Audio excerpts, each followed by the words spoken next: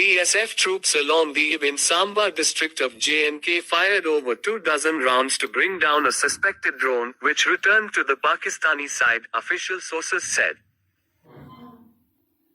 A massive search operation was launched on March 22 after the Border Security Force BSF fired at a Pakistani drone along the international border in Samba district of Jammu and Kashmir, official sources said.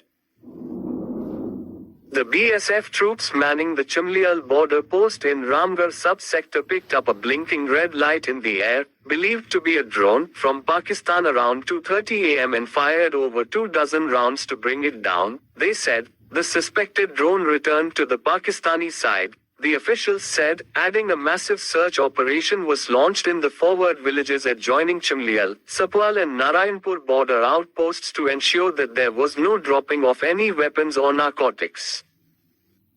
The open fields in Dug, Channi Sapwal and Isimpur villages are also being searched by the BSF personnel who were deployed in strength for the operation, they said.